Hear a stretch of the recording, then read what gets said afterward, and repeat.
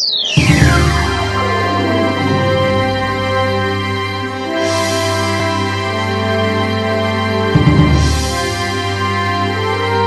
na ang Balitang Tomasino.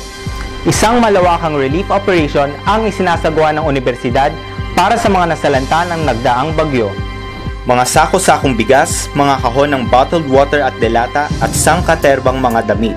Ito ay ilan lamang sa mga donasyong kinokolekta ng mga Tomasino para sa mga labis na naapektuhan ng hagupit ng habagat na pinalakas ng bagyong Maring.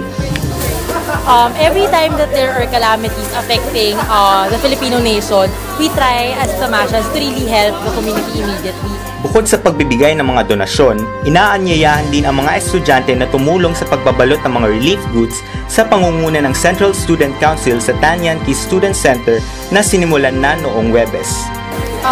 Of course, syempre, concerned tayo sa lahat ng mga tao na naapektuhan ng calamity. And of course, as a Tomasian, there's always a will na kailangan mo to help others.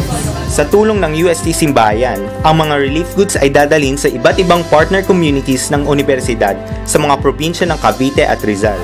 Ayun, Tomasians, pwede po tayong makibahagi sa tulong Tomasino ng Central Student Council at ng Student Organizations Coordinating Council. Of course, with Simbahayan, pwede po tayong magbigay ng mga biscuits, ng mga coffee, ng milk, ng mga tubig, ng bigas, at iba't ibang mga bagay pa na kahit na anong maibigay nyo, okay yun. Kasi kahit konting mga bagay, malaking magtulong sa society natin.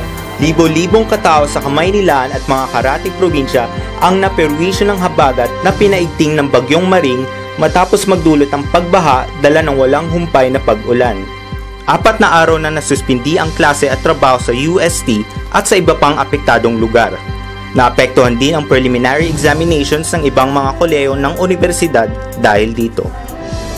Kung nais niyong magbahagi ng kaunting tulong, maaari niyong iwanan ang inyong mga donasyon sa Simbayan Office sa Tanyaan Key hanggang sa darating na Biyernes, ika-30 ng Agosto, ika-7 ng gabi. Muli nating ipamalas ang ating pagiging Tomasino sa ganitong panahon ng matinding pagsubok.